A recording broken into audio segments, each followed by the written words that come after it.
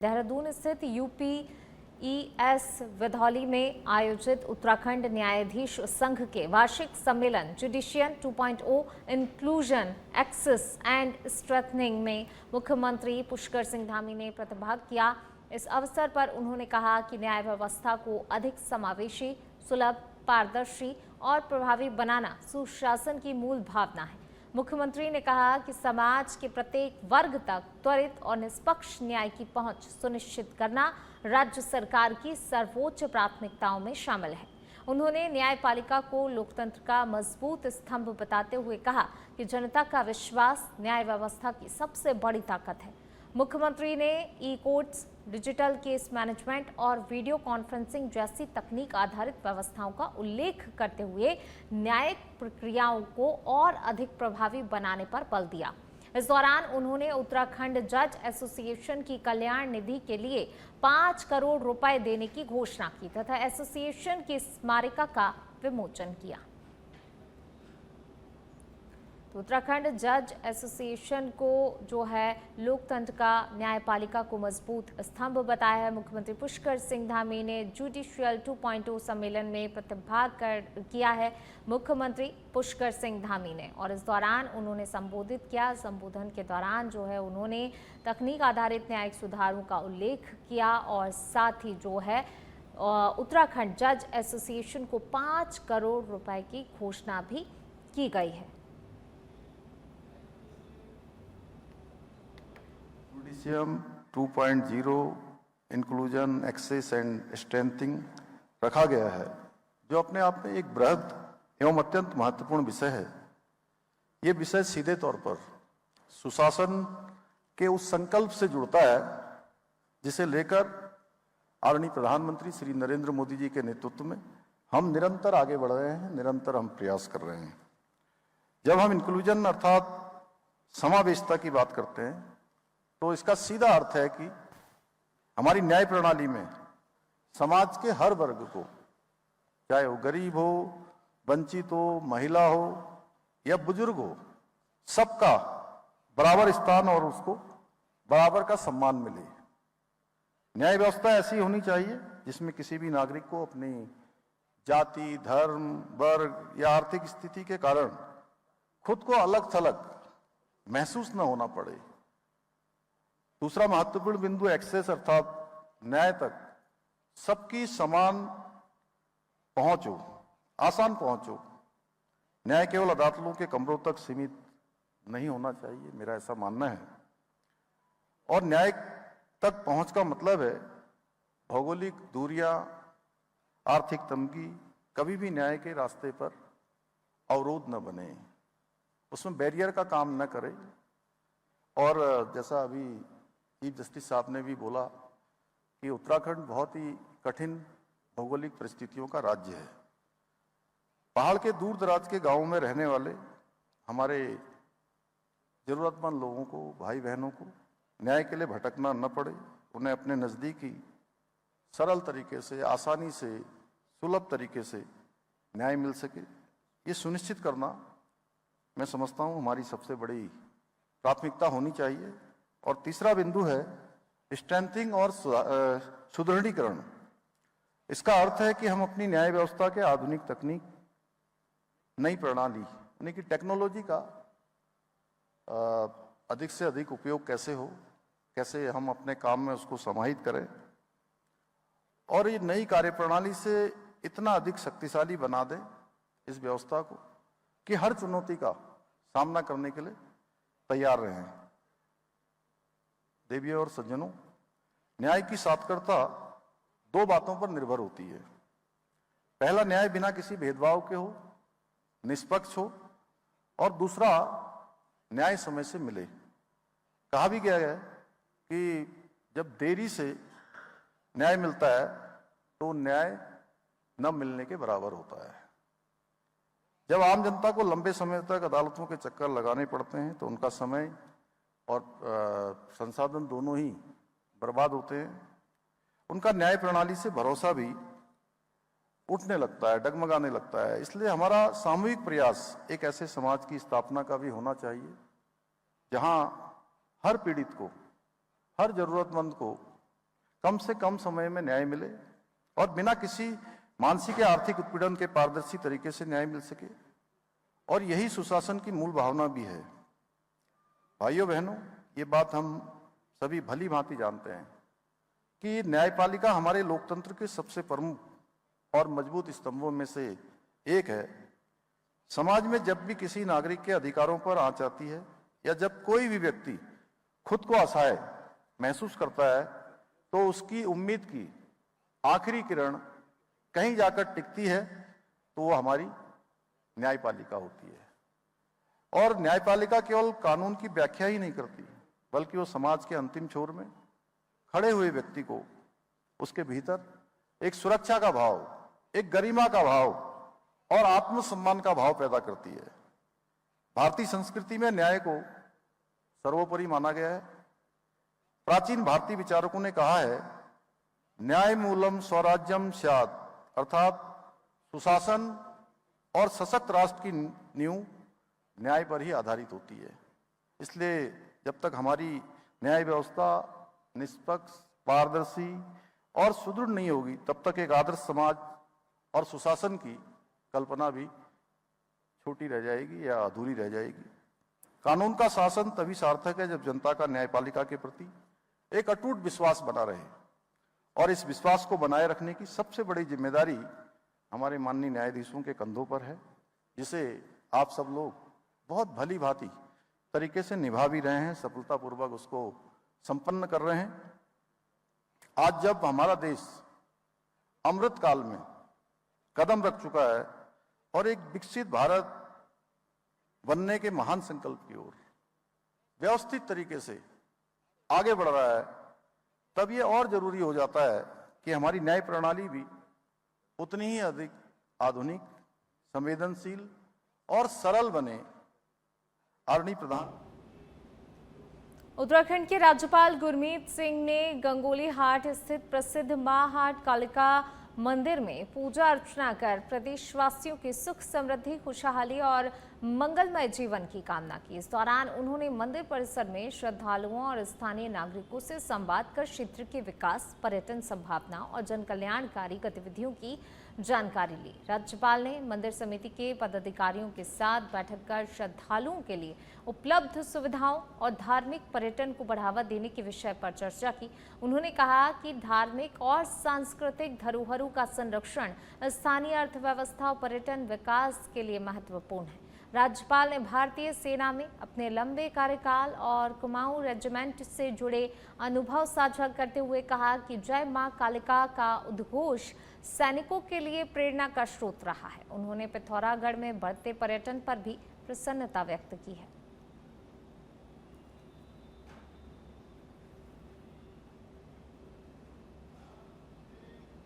प्राकृतिक आपदाओं की दृष्टि से संवेदनशील उत्तराखंड ने आपदा प्रबंधन के क्षेत्र में एक बार फिर अंतर्राष्ट्रीय स्तर पर अपनी मजबूत पहचान दर्ज कराई है। ओडिशा के पुरी में आयोजित BRICS disaster risk reduction working group की द्वितीय तकनीकी बैठक में उत्तराखंड के आपदा प्रबंधन मॉडल की जमकर सराहना की गई। 3 दिवसीय इस बैठक में 11 देशों के विशेषज्ञों और अधिकारियों ने हिस्सा लिया। उत्तराखंड की ओर से एसडीआरएफ कमांडेंट अर्पण यदुवंशी और यूएलएमएमसी निदेशक शांतनु सरकार ने राज्य का प्रतिनिधित्व करते हुए आपदा जोखिम न्यूनीकरण, पूर्व चेतावनी प्रणाली, तकनीकी नवाचार और त्वरित राहत बचाव तंत्र पर प्रस्तुति दी।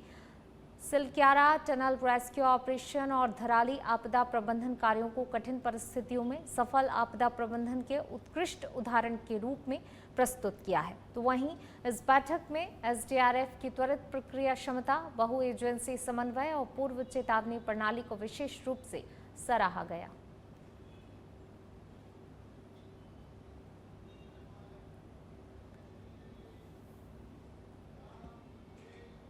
उत्तराखंड में मतदाता सूची के विशेष गहन पुनरीक्षण यानी कि एसआईआर कार्यक्रम के तहत सोमवार से सभी मतदाताओं को गणना फॉर्म वितरित किए जाएंगे। मुख्य निर्वाचन अधिकारी डॉक्टर VVRC पुरुषोत्तम ने प्रदेश के मतदाताओं से बूथ लेवल अधिकारियों यानी BLO को सहयोग करने की अपील की है। उन्होंने बताया राज्य के सभी 11,733 BLO को गणना फॉर्म उपलब्ध करा दिए गए हैं। आगामी 7 जुलाई तक BLO घर घर पहुंचकर फॉर्म एकत्रित करेंगे। BLO ऐप के माध्यम से उनका डिजिटलीकरण करेंगे। मतदाता ECI नेट मोबाइल ऐप और मतदाता सेवा पोर्टल के जरिए भी फॉर्म डाउनलोड भरकर अपलोड कर सकते हैं। अधिकारियों के अनुसार 14 जुलाई को ड्राफ्ट मतदाता सूची प्रकाशित होगी, जबकि 13 अगस्त तक दावे और आपत्तियां दर्ज की जा सकेंगी।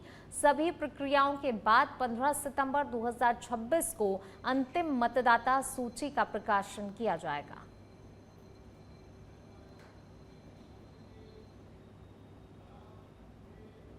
रुद्रप्रयाग से खबर है, जहां श्री केदारनाथ धाम यात्रा 2026 की लगातार सफलतापूर्वक आगे बढ़ रही है। 22 अप्रैल को कपाट खुलने के बाद से अब तक 1.5 माह की अवधि में यात्रा ने एक नया कीर्तिमान स्थापित कर दिया है। देश विदेश से आने वाले शिव भक्तों में बाबा केदार के दर्शन को लेकर उत्साह देखने को मिल रहा है। पुलिस अधीक्षक निहारिका तोमर ने जानकारी देते हुए बताया, अब तक करीब 11 लाख से अधिक श्रद्धालु सुगम रूप से बाबा केदारनाथ के दर्शन कर चुके हैं। श्रद्धालु की भीड़ को देखते हुए पुलिस प्रशासन की टीमें मुस्तैदी से काम कर रही हैं। यात्रा मार्ग पर यातायात व्यवस्था, संवेदनशील ट्रैक रूट पर सुरक्षा और सहायता, धाम परिसर में सुगम दर्शन लाइन व्यवस्था को सुनिश्चित किया गया है। प्रशासन का उद्देश्य हर श्रद्धालु को सुरक्षित यात्रा अनुभव उपलब्ध कराना है।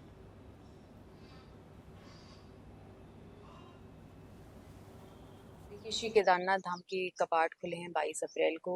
1 माह से ऊपर की अवधि हो चुकी है और लोगों के द्वारा श्रद्धालु यहाँ पर आ रहे हैं। यहाँ पर भारी उत्साह देखने को मिल रहा है। अतिथि तक करीब 11 लाख श्रद्धालु यहाँ पर सुगम दर्शन का लाभ उठा चुके हैं। पुलिस और प्रशासन सभी की टीमें यहाँ पर अपना पूरा प्रयास कर रही है कि अधिक से अधिक सुविधा सभी आने वाले श्रद्धालुओं को दी जाए, चाहे वो यातायात मार्ग व्यवस्था हो, चाहे वो ट्रैक रूट पर हो, चाहे वो श्री केदारनाथ धाम में हो।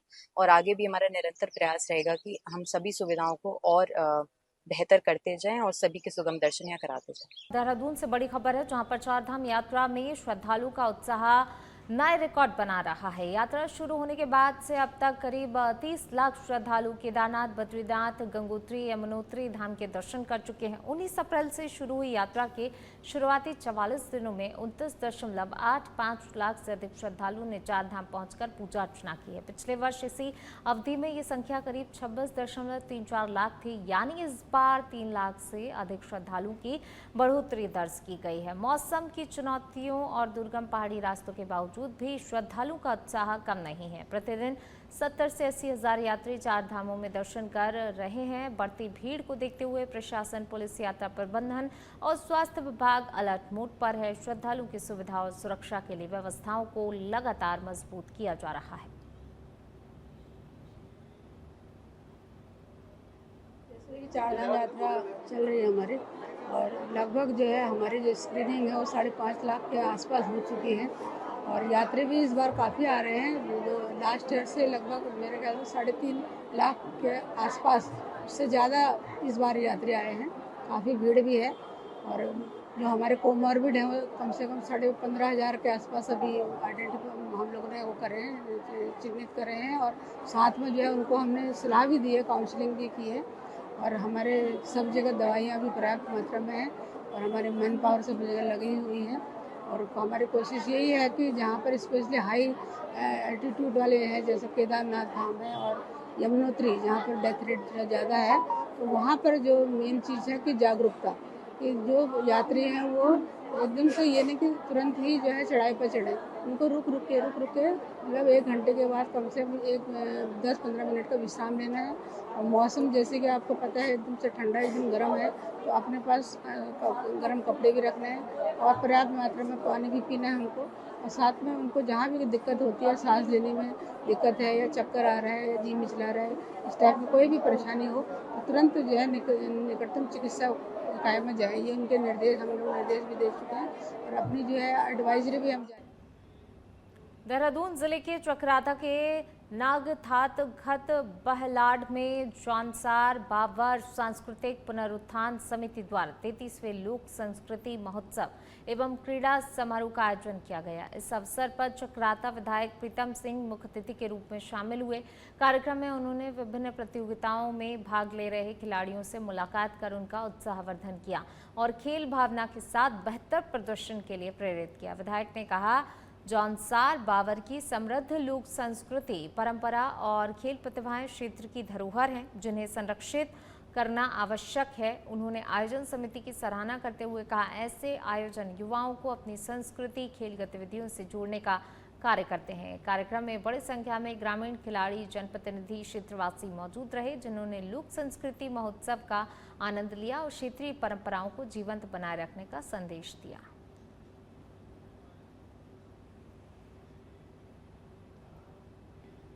ऊधम सिंह नगर जिले के दिनेशपुर में राष्ट्रीय स्वयंसेवक संघ के द्वितीय वर्ष प्रशिक्षण वर्ग के तहत अनुशासन और संगठन का प्रतीक पथ संचलन निकाला गया। यह संचलन राज्य के इंटर कॉलेज दिनेशपुर से प्रारंभ होकर नगर के विभिन्न मार्गों से होकर गुजरा। इस दौरान स्वयंसेवक पंक्तिबद्ध होकर कदम से कदम मिलाते हुए आगे बढ़े और अनुशासन, एकता और राष्ट्र सेवा का संदेश दिया। नगर वासियों ने विभिन्न स्थानों पर पथ संचलन का स्वागत किया। इस अवसर पर रुद्रपुर के विधायक शिव अरोड़ा ने कहा कि द्रोण कॉलेज में चल रहा द्वितीय वर्ष प्रशिक्षण वर्ग पूरे उत्साह और अनुशासन के साथ संचालित हो रहा है। इस 20 दिवसीय प्रशिक्षण वर्ग में उत्तराखंड सहित ब्रज और मेरठ प्रांत से आए चयनित स्वयंसेवक भाग ले रहे हैं। दिनेशपुर में आयोजित ये पथ संचलन संगठन की शक्ति, अनुशासन और सामाजिक समरसता का परिचायक माना जा रहा है। राष्ट्रीय स्वयंसेवक के द्वारा पथ संचालन का ये कार्यक्रम किया जा रहा है, जिससे इस कार्यक्रम के माध्यम से युवाओं में राष्ट्र निर्माण के प्रति जो समर्पण की भावना होती है, जो आत्मीयता होती है, उसका निर्माण किया जा सके और वर्तमान युवाओं का चरित्र निर्माण, व्यक्तित्व निर्माण और समाज निर्माण में क्या योगदान है, इन सारी चीज़ों को लेकर, इन उद्देश्यों की पूर्ति को लेकर 20 दिन का कार्यक्रम द्रोण कॉलेज में चल रहा है और उसी के निमित्त ये पथ संचालन का कार्यक्रम आज यहाँ पे किया जा रहा है इस इंटर कॉलेज में। तो यही उद्देश्य है और देश के युवाओं से यही अपेक्षा की जा रही है कि राष्ट्र निर्माण में पूरे देश के युवा जो हैं वो सहयोग करें। संघ की विचारधारा के बारे में, संघ की कार्यपद्धति के बारे में, संघ का विस्तार करने का तरीका क्या है और साथ साथ शारीरिक प्रशिक्षण यानी दंड चलाना है, जूडो कराटे हैं, योगासन है, इन सब का प्रशिक्षण लेते हैं। यहीं से संघ के कार्यकर्ता निकलते हैं जो समाज के बीच में जाके हिंदुत्व की विचारधारा को खड़ा करते हैं। आज दिनेशपुर में संघ का पथ संचलन है जो एक अनुशासन का प्रतीक है कि संघ का स्वयंसेवक कैसे अनुशासित होके, पंक्तिबद्ध होके और कैसे एक साथ एक दिशा में किस प्रकार से चलता है। तो संघ का प्रचलन स्वाभाविक रूप से सामान्यतः ऐसे पथ संचलन हम फौज में, आर्मी में और आर्म फोर्सेस में देखते हैं। संघ का स्वयंसेवक भी एक स्वयंसेवक होने के नाते उस अनुशासन को देखते हुए पथ संचलन में पूरे नगर में भ्रमण करेंगे, बहुत ही अनुशासित तरीके से कदम से कदम मिलाकर। तो ये पथ संचलन का एक कार्यक्रम है, बहुत सुंदर कार्यक्रम है और 20 दिन के प्रशिक्षण के बाद 14 तारीख को यहाँ समापन कार्यक्रम होगा और समापन के बाद यहाँ के प्रशिक्षण लेके लोग जितने स्वयंसेवक अपने क्षेत्र में जाके हिंदुत्व। मुख्यमंत्री पुष्कर सिंह धामी के निर्देशों के क्रम में जिलाधिकारी मनीष कुमार ने शनिवार को जनपद के विभिन्न संवेदनशील क्षेत्रों का व्यापक स्थलीय निरीक्षण कर मानसून पूर्व तैयारियों, बाढ़ सुरक्षा कार्यों और विकास परियोजनाओं की जमीनी हकीकत परखी। निरीक्षण के दौरान उन्होंने संबंधित विभागों और कार्यदायी संस्थाओं को चेतावनी देते हुए कहा, जनहित से जुड़े सभी कार्य निर्धारित समय सीमा के भीतर उच्च गुणवत्ता के साथ पूरे किए जाएं। किसी भी प्रकार की लापरवाही या अनावश्यक विलंब बर्दाश्त नहीं किया जाएगा। जिलाधिकारी ने टनकपुर, शारदा बैराज, शारदा घाट, किरोड़ा नाला, बूम और पाटनागाड़ क्षेत्रों का दौरा कर बाढ़ सुरक्षा आपदा प्रबंधन कार्यों की समीक्षा की। उन्होंने बूम और पाटनागाड़ में चल रहे चैनलाइजेशन एवं सुरक्षा कार्यों का निरीक्षण करते हुए निर्देश दिए। मानसून से पहले स्थायी प्रभावी बाढ़ सुरक्षा व्यवस्था सुनिश्चित की जाए। शारदा नदी तट पर चल रहे कार्यों की समीक्षा के दौरान डीएम ने सिंचाई विभाग को निर्माण कार्यों में तेजी लाने के निर्देश दिए। उन्होंने कहा, बारिश शुरू होने से पहले सभी आवश्यक सुरक्षा उपाय धरातल पर दिखाई देने चाहिए। निरीक्षण के दौरान जिलाधिकारी ने शारदा घाट परियोजना की प्रगति का जायजा लिया। संबंधित विभागों को समयबद्ध कार्य पूरा करने के निर्देश दिए। मानसून जो सीज़न है वो स्टार्ट होने वाला है। उससे पहले राज्य सरकार और माननीय मुख्यमंत्री जी के लगातार निर्देश प्राप्त हुए हैं कि ऐसे जितने भी संवेदनशील क्षेत्र हैं उनका भ्रमण कर लिया जाए और जो भी एहतियाती कदम है उसको समय से उठा करके जो आम जनमानस है उसको किसी प्रकार की कोई कठिनाई न हो उसको सुनिश्चित किया जाना है। साथ ही आपको विदित है कि शारदा कॉरिडोर जो है वो राज्य सरकार का एक प्रमुख कार्यक्रम है, जिससे इस पूरे टनकपुर और चंपावत क्षेत्र में पर्यटन को भी विस्तृत रूप से उसका आकार दिया जाना है। इसके क्रम में जो खिरोड़ा नाला पे कार्य चल रहा था उसका भी भ्रमण किया गया। साथ ही एक जगह जो है ड्रेनेज का प्लान है उसको भी देखा गया है, जो कि मनिहार गोद गाँव का था। इसके उपरांत जो खिरोड़ा नाला और बाटनागाड़ पर जो काम चल रहे हैं आपदा से स्वीकृत कार्य हैं उनकी समय पूर्ति के लिए उनका निरीक्षण किया गया। एक चूका में जो हेलीपैड का निर्माण कार्य है उसका भी भ्रमण किया गया। मेला क्षेत्र और मेला दिल्ली के मालवीय नगर में हुए अग्निकांड पर उत्तराखंड कांग्रेस के प्रदेश अध्यक्ष गोदयाल ने दुख जताया। उन्होंने मामले में उत्तराखंड के निवासी केशव नेगी पर कार्रवाई की निंदा की। उन्होंने कहा, इस मामले में केशव को बलि का बकरा बनाया जा रहा है। गोदयाल का कहना है, आग बुझाना फायर ब्रिगेड और संबंधित विभागों की जिम्मेदारी है, किसी निजी व्यक्ति की नहीं। कांग्रेस अध्यक्ष ने मांग की पूरे मामले की निष्पक्ष जांच हो, असली दोषियों पर कार्रवाई हो। उन्होंने आरोप लगाया कि सरकार अपनी जवाबदेही से बचने के लिए एक आम व्यक्ति को निशाना बना रही है।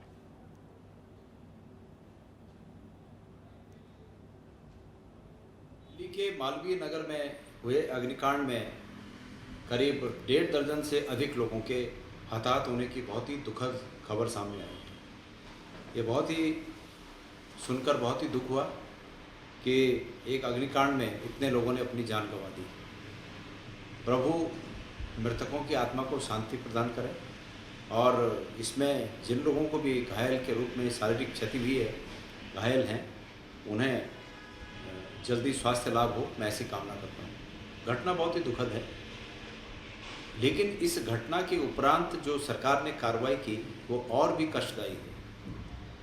दिल्ली की सरकार ने, दिल्ली की पुलिस ने केशव नेगी नामक एक व्यक्ति को, जो कि उत्तराखंड से, मूल रूप से उत्तराखंड के रहने वाले हैं, उन्हें इस रूप में गिरफ्तार किया, इस मामले में गिरफ्तार किया। गिरफ्तार करने के बाद उन पर ये आरोप लगाया कि आग को बुझाने में उन्होंने कोई अपना योगदान नहीं दिया।